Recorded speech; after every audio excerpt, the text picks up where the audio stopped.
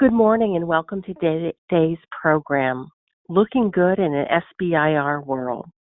This event is brought to you by the Pacific Northwest Defense Coalition and OnQ Media. First, I want to make sure that everybody can hear us okay. If those of you joining us online can please type yes in the question field, that'll let us know that you can hear us. Wonderful. Thank you so much. Please do feel free to use the same question field to ask a question at any time during the program. Just type the question in and we will share that with our speaker today. Also on the GoToWebinar dashboard, you'll see a Handouts tab. You may look under this tab for a copy of today's presentations as well as a list of upcoming P Ndc events. We are delighted to have Marty Baggen as our speaker here today. Marty's wide-ranging resume provides a sought-after blend of capabilities, combining his experience as an owner-operator of a multifamily television broadcast network, freelance film and media producer, special projects director in support of Department of Defense development, and an independent technology development. Marty pulls it all together in his multifaceted company, OnQ Media.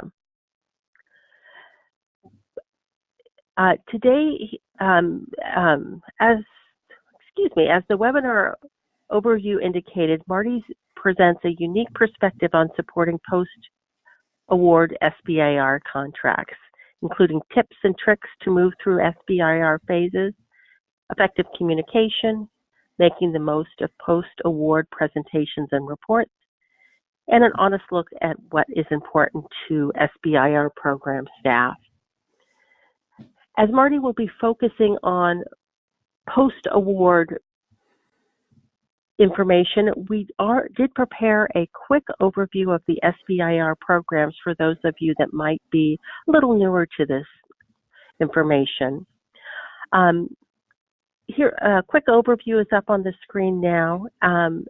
The Small Business Innovation Research, or SBIR, and Small Business Technology Transfer, or STTR programs encourage and fund small business to engage in federal research and development that has potential for commercialization. Both SBIR and STTR are similar. STTR focuses on joint venture opportunities for small businesses and not-for-profit research institutions, often universities. For the sake of today's presentation, we'll talk a lot about SBIR, but a lot of the information is interchangeable. The Small Business Administration's Office of Investment and Innovation's mission is to invest in federal research funds to support scientific excellence in areas critical to America's priorities and to build a strong national economy. A few goals of the program. First of all, to meet federal research and development needs, and then to stimulate the economy and help small or socially or economically disadvantaged persons. Here is a list of the wide-ranging agencies that participate in the SBIR program. As you can see, it covers quite a few different agencies. There are 3 phases to SBIR STTR programs. Important to note, phase 1 and 2 are funded, and phase 3 is not funded by SBIR, as the goal is that you will commercialize your innovation, i.e. sell your technology to other public or private sector businesses. Just a little overview of the process. The program starts with agencies listing a topic or problem or need, and then soliciting people to solve this problem through this proposal. It's a formal proposal process with a few different steps for an evaluation. If you haven't done so already, I highly recommend you visit SBIR.gov for additional information. It's pretty easy to follow, and they have a list of topics. You can search at current topics as well as look at past topics that have been available to see if any match with your capabilities. I think up there now are a lot of health and human services options that are open, but if you go to past, you can see a lot of other options. I am going to turn things over to Marty now for his presentation, but I will note that there is some additional support available. In addition to the information Marty provides, PNDC does have a procurement counselor on staff. You're welcome to contact Carly Dirks if you need help with any of the registrations or searching the SBIR opportunities. Marty, are you ready? I'm going to turn things over to you. Very good. That sounds good, Kate. Thank you. Well, and good morning. It's thanks again, Kate. And this is going to be a look at operating in an SBIR program. And Kate's done a really good job of going over some of the basics. And I can attest firsthand that PNDC is a great support system. Carly helped me personally with a couple of things in my efforts in working with another company. And so definitely look at the resources at PNDC as well as the SBIR website. Now, SBIR is definitely something to consider as a small business, and not only because of the funding, but it puts a company in a unique position where you might normally not be able to access, and that is you're in the world of government decision makers who are looking for solutions that your company might provide. And that's not always an easy thing to do from the private sector, sort of penetrating that labyrinth of big government to find who those people are. So SBIR, first of all, is a wonderful gateway for that over and above the funding opportunities. Now, we're going to talk about some strategies about how you function post-award once you get into this world. And operating with government, you can think of it as kind of a monolithic sort of operation, but it really boils down to just establishing good relationships. It's a big group of people, and that's in the final analysis, that's what you're doing. And whether you're dealing in private enterprise or dealing with the government, there is one golden rule. If you turn this webinar off after this next slide, just remember this one bit of advice, and that is know your audience. If you're talking to someone, if you're presenting to a group, understand them, know where they're coming from, know what they want to hear, learn their tendencies, their attention span, their interests, anything you can. The better you can know your audience, the more effective your communications are going to be. And that's not just presentations or reports. That's going to show up in conversation and all those little things that make a big difference as you work your way through a program. Now, the second objective is to, your government colleagues don't know you from anyone. And as you begin this process, you're a faceless entity to your government team. And they need to get to know you as a competent and trustworthy partner. They need you. If you are an SBIR awardee, that SBIR team, the government R&D team, needs you. They need you to perform. You need each other to succeed. And you've got to establish some trust, and that's going to start right on day one. Now, if you think an SBIR is just a battle of ideas, that you produce a thesis or a white paper, and that's going to get you to commercialization, you need to stick around, because that is definitely not the case. Now, the Department of Defense is not like doing business with a typical commercial enterprise.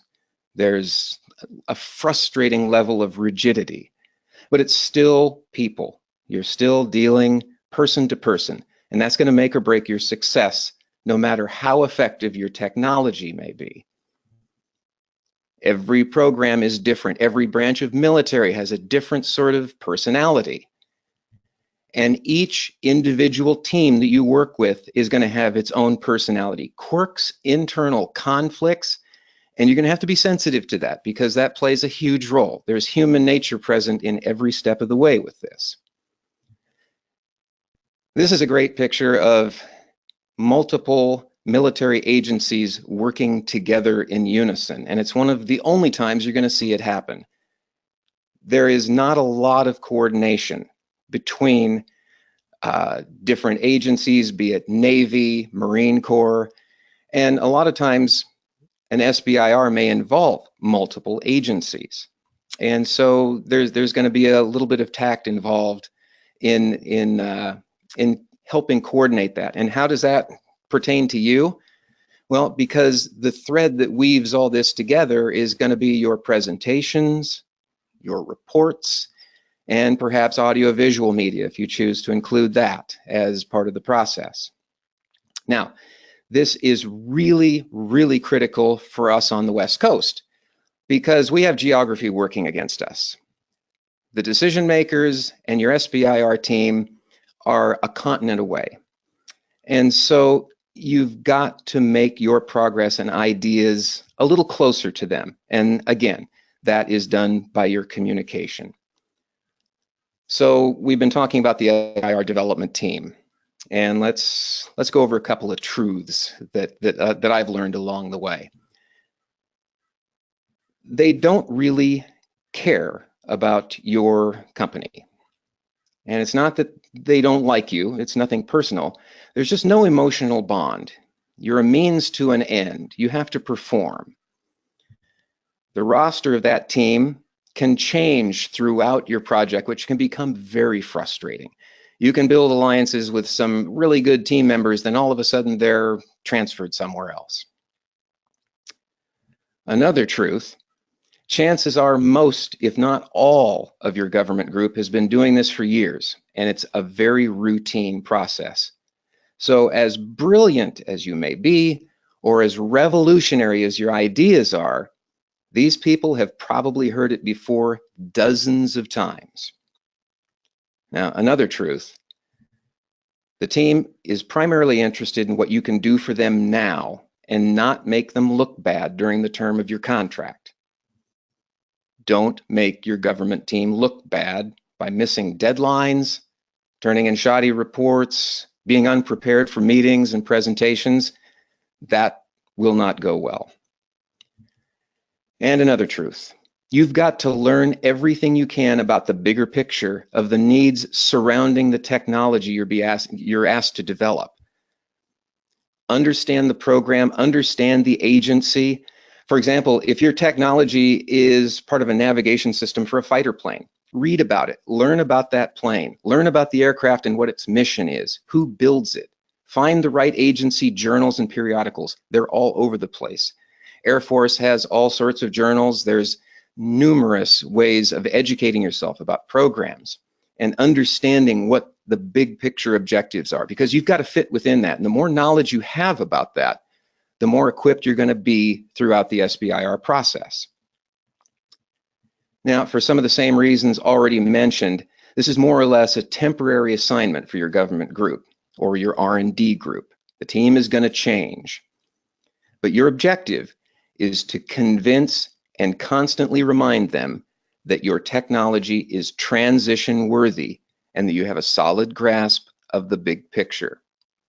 If you succeed to transition, there is merit for the government team. That goes on their resume as well. It's a big success for them.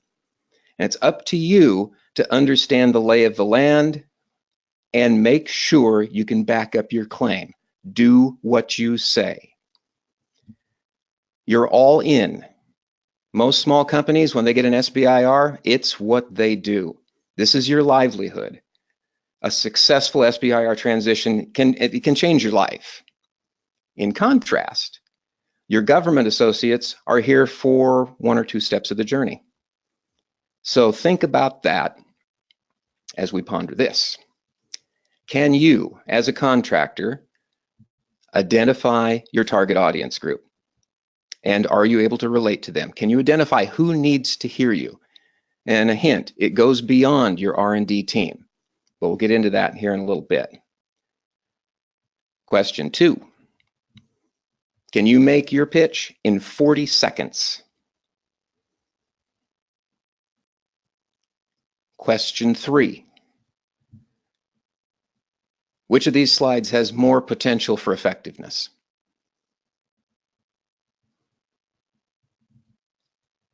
Last question. Which one of those questions was a trick question? The answer to that is question 1. Your target audience is not just your SBIR R&D team. Not just one, it's 2. You have your R&D group and you have the program of record. They're the ones that you're really selling to, even though they may or may not be directly involved in your SBIR program, and maybe only indirectly or occasional participants in the development phases. So let's review this a little bit. This is really critical. You're developing for a group assigned to administer mandated money. It's not their own, and it's to develop technology that's intended to be purchased by another group that's very, very tight-fisted with their budget. That first group is handed free money in the hope of finding success by working with a company they do not know, that's you. The second group is very risk-averse and expects performance and reliability. They buy stuff that missions and lives depend on. 2 groups, 2 vastly different cultures and expectations. And it's your small job to satisfy them both, or your program will not go to transition. Now, I almost said your program will fail. That's not necessarily true. I mean, a phase 2 can be categorized as a success. But true success, in my definition, is going through to transition and commercializing your technology. And one more thing. Depending on the branch of military you're dealing with and hoping to transition to, these 2 groups may not communicate very well or even get along. And we're talking about the research and development gang and the actual buyers, the program of record. The politics and diplomacy of forging the alliances needed for successful development to transition is beyond the scope of what can be covered here. But it does play a large role in those questions that we asked and how you communicate with both of the government groups that you depend on. So that's what we're talking about here, effective communications that will further your success. And that's a really long answer to the question of target audience, but it's vital that you don't lose sight of this. Now, question 2, making your pitch in 40 seconds. I'll give you a little story that I see time and time again. This sense of time, for some reason, seems to be grossly overestimated, especially by the scientific and engineering types. I've heard technicians talk for 24 minutes, scarcely taking a breath, when their allotted time was 8. You don't want to be doing that. You're going to lose your audience very, very quickly. And you may think you can casually summarize your stuff by the time it takes to walk across a conference room, but try it sometime. It's harder than you think. And when I say pitch, that means being able to tell someone the essence of what your program is, what you're trying to do, giving it a little bit of technical meat, but talking about what would define success and what you can bring to the table. And that's going to be different for every single company, every single program. But you need to be able to do it. A lot of people call it the elevator pitch. But you need to be prepared, because you might be faced with an opportunity waiting at the buffet during a trade show, and some important decision maker is standing next to you deciding between scrambled eggs or toast. And once you acquire these skills, they become universal. You can use them in your phone conversations. You can use them in your personal conversations. Utilize the same approach in all aspects of your communication. And if you succeed at that, people will actually look forward to hearing your reports and updates because they know they'll get the essential information they want and need without having their eyes glaze over as they listen to a stream of technical detail or anecdotes that aren't even integral to your message. Know and relate to your audience. They'll love it. They might not toss you in the air, but they'll appreciate it and love it. Now, having said that, the primary tool of many of your communications is, of course, PowerPoint. You're looking at it right now. It's practically a verb in government circles, and it's the most abused piece of software ever used. So let's go back to question 3. We offered a choice between this slide and this slide as having the most potential effectiveness. Now, if just staring into the black leaves you speechless as a presenter, you need to sort of re-examine what PowerPoint can do for you and how it can actually leverage the impact of your message as opposed to boring the pants off your audience.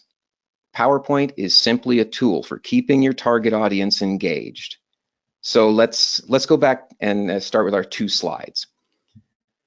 When a slide like this pops up on the screen, look around the room. This is going to be when a good percentage of the audience starts glancing down at their phones, responding to messages, going for coffee.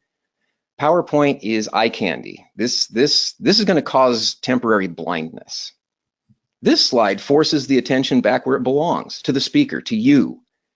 You always want to keep your slides simple. Now, this is a gross exaggeration for simplicity. Obviously, you're not going to do a presentation with nothing but black slides. But let's go back to the previous slide and see how we can resurrect that.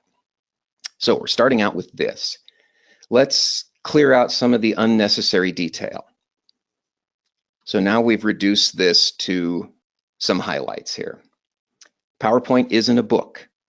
So don't expect your audience to read it. One of 2 things are going to happen if you have an overly complex slide. Your audience is going to tune out, or they're going to start reading it and they're not going to listen to you. So this slide needs a little bit more work though, because we don't want any more than 5 or 6 lines of text on any given slide. I'm going to go over this really slow. No more than 6 lines of text on any slide. Okay, that's 7. I cheated a little bit.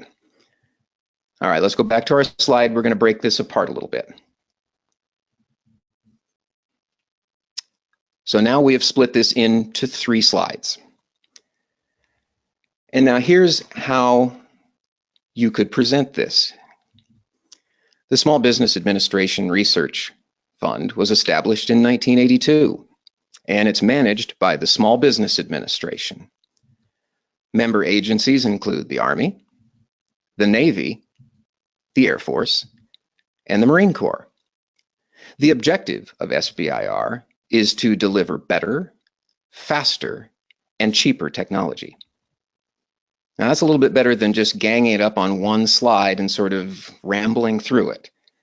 Now, you're going to end up with a lot more slides in your slide deck if you take this approach, but the number of slides does not equate to the duration of your presentation.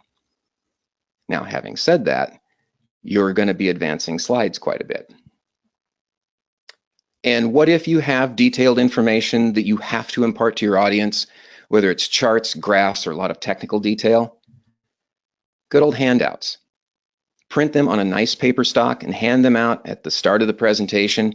Or even better yet, what I like to do, if I've got some printed matter that needs to be distributed, I hand it out at that moment in the presentation. It just sort of breaks things up a little bit, and they can take it and refer to it. They can glance at it during the presentation if they wish, but it's more of a reference material. It's not something that they're looking at in real time. And if you're presenting remotely, just send the documents to the audience in advance, and you'll find that that'll be a request of your development team.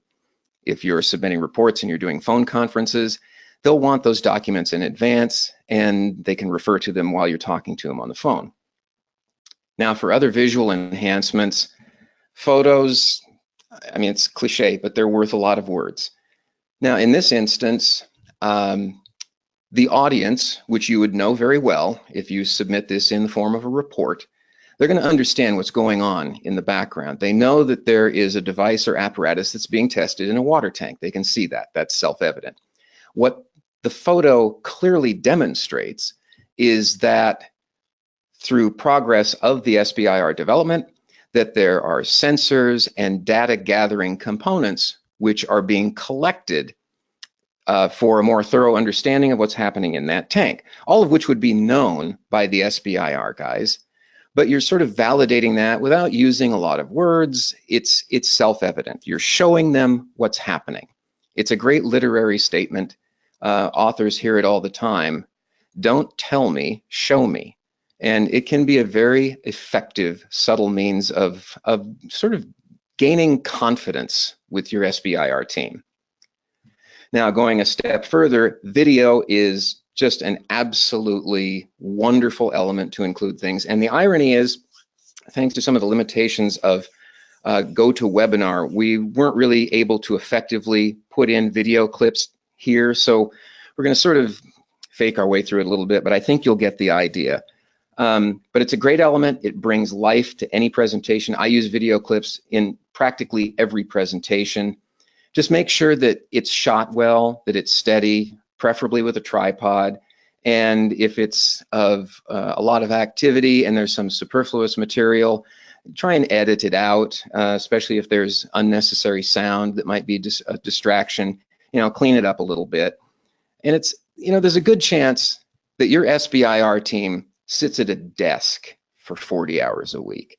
And so if they can see things that bring action and demonstrate things. This little collection of stills is from about a 4-minute piece I did. And I can't tell you, I'm going to say that this little sequence of footage probably helped secure 2 different phase 2 contracts totaling probably over $3 million. And it was able to demonstrate some difficulties in logistics, in over-the-shore operations, and a surprising number of the development folks really, they had never been on a ship. They had never seen the problems that they were trying to solve.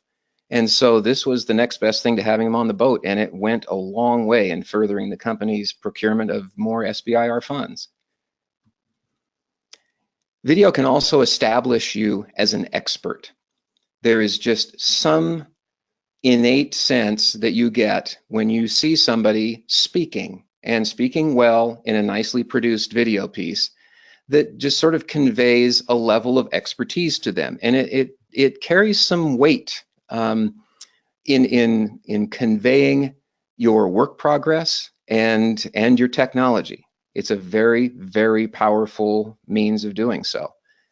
Conceptual renderings are extremely effective. This is a 3D model of a machine that was still on the drawing board. And this, of course, is from an animation, so you're sort of losing some of the impact of this, but you can well imagine that this device is extending next to this container, and it's done in a nice, smooth animation. And this is extremely effective, more so than showing like still drawings of diagrams or even 3D still renderings. Animations are fantastic in helping people understand if your technology is of a mechanical means of how it would work in the physical world. So again, much of your audience spends 40 hours a week behind a desk. If you can show your technology in action and in an operational environment, do it. Okay, so back to our black slide here. Just for the fun of it, if you do a presentation, if you find yourself doing a presentation, find the moment when you're going to make your most critical point. And just put a black slide in and just see what happens. I think you'll be surprised at the impact it makes and how the attention shifts to you. So let's talk a little bit about content, and we'll tie it all together with those facts and questions from earlier. So remember those 2 target audiences, the R&D and procurement side, or the program of record. Always presume that any materials that you submit, presentations, reports, etc., that they're going to find their way to the procurement people or the program of record folks via your development group. And that's a really good thing. Because even if you're toiling away in a phase 1, you have to set your sights on a phase 3. And there is a psychology here as well, folks. The R&D guys, if they have a successful project, that's a good thing for them too. So they are trying to sell the successes of the research and development to the buyers, or at least hopefully they are. But you're not in this just to meet the objectives of the SBIR development group. Your R&D group can't be expected to sell the success of the program up the ladder on their own. So you have to prove the viability and worth of your technology, and the ultimate verdict on that effort is made by the buyers, and you're a vital part of that effort. Now, there's a thing in the SBI world called the Valley of Death. And this is the chasm that separates the exciting and promising phase 2 and the real success of the program, transition to procurement or commercialization. You need to be building your bridge across that chasm as far in advance of your arrival to the cliff's edge as you can. And we're talking phase 1, certainly phase 2. So here's a quick rundown of some of the elements that can go into that bridge that you need to implement as soon as possible.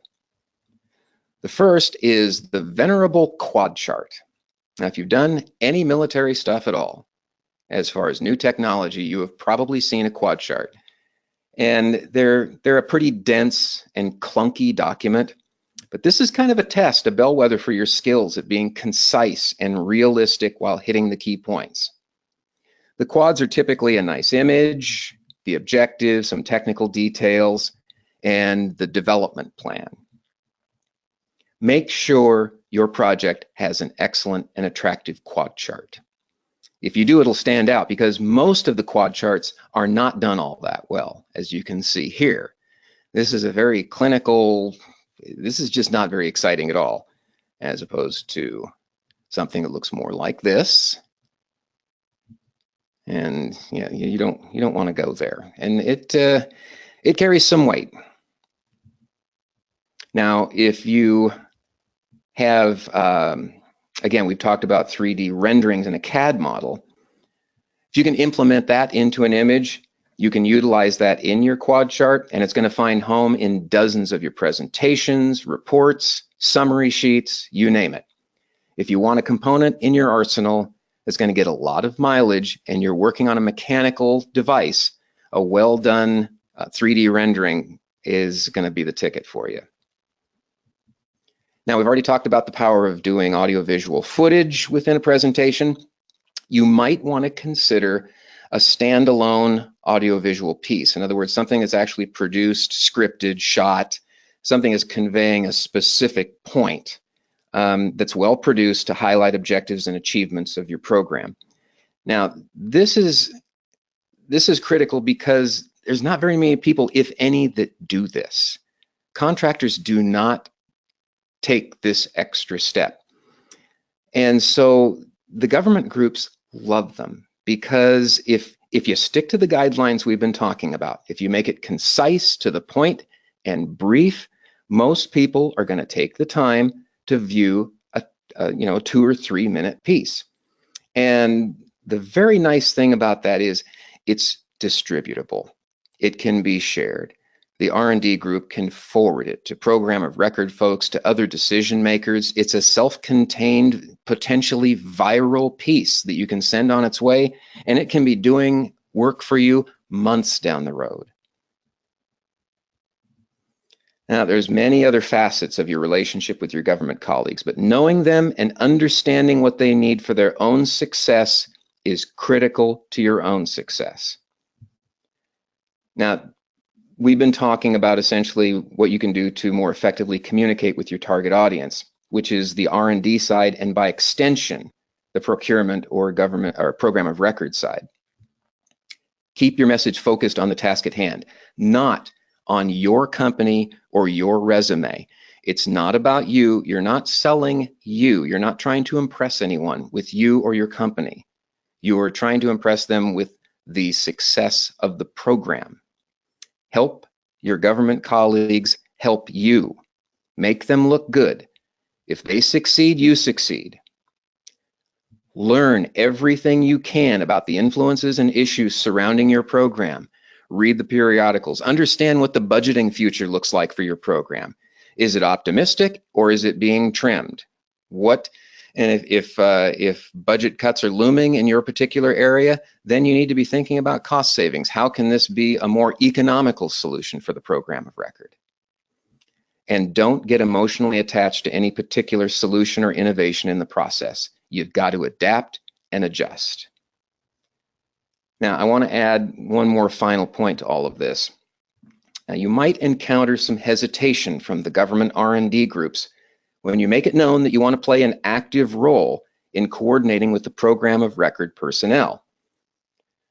The rules and the spirit of the SBIR program allow and encourage businesses like you to engage the buyers. Unfortunately, the actual SBIR rules are not always completely grasped by the government team. So it's up to you to know the parameters. And we've talked about it, and it's pretty obvious that PNDC is an excellent place to start to learn the ins and outs of what you can and cannot do in an SBIR. Knowing the rules is imperative, but having a good working relationship with your development team leader, or TPOC, is invaluable. TPOC is your technical point of contact. If there's a good synergy between you and your TPOC, the chances of success are greatly increased. So, the takeaways from this time are pretty simple. How do you like my black slide there? Did I get your attention? Know your audience. Put your best face forward in the form of informative and concise presentations and well-produced documentation. Consider adding some audiovisual pieces to your repertoire. And know your program inside and out, backwards and forwards, better than anyone on any government team that you're dealing with. Start building the bridge to transition. If you're in a current phase 2, it's not too late to initiate some of these strategies. If you're in a phase 1 or even contemplating an initial response to a BAA, you can never look good too soon. And there we have it. If you have any questions, I would be more than happy to hang around and answer them for you. Great. Thank you, Marty. Wonderful information. Really fresh perspective on taking advantages of all the opportunities with SBIR and other presentations. A few questions here, and I encourage the audience to type your questions into the question tab on the GoToWebinar dashboard so we can address those. Question number 1, you advise promoting yourself yet warned against self-promotion. That seems a little contradictory. Can you explain? that is, yeah, on its face, that is a little bit contradictory. You need to, the basis of your promotion needs to focus on the accomplishments, what you're accomplishing within the realm of that specific program, as opposed to talking about other things on your resume or things that you've done in the past that may be similar to what you're doing in this program. Stay focused on the task at hand. And that I know it seems kind of odd that you don't really want to do any resume embellishments or anything like that, but it really doesn't go over all that well, and frankly, nobody really cares. But if you think of the program as an extension of yourself and your company and promote that, you know, when you reach certain milestones in the program with success or not, I mean, if there is an experiment to something to test the validity of some potential design and it fails, that's not a failure of you or your company. That's actually finding valuable information, and you present that in such a way that we have been able to do this using this means and this method, and here's what we know now, here's what we're learning, and that adds more credibility to you and your company. Less is more when it comes to that sort of thing. When it comes to you personally or the accomplishments of your company, keeping that understated is better, and keeping it focused on the program is where you want to be.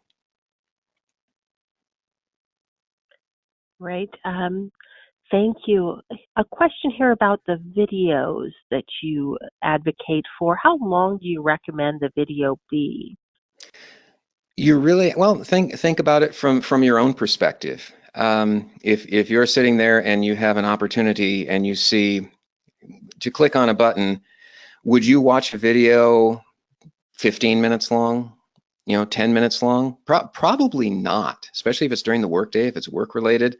If you see something that comes through that's maybe 2 or 3 minutes, probably about 85% of the people, if it's something even remotely interesting to them, they'll check it out. So it's hard to be brief, but you really need to be concise. And so I would recommend that 2 to 3 minute range is really where you want to be. Great, thank you. A question here. Phase 1 budget isn't enough funds to support extra efforts you're talking about. How can you justify the additional expense that you're talking about with the video production, et cetera?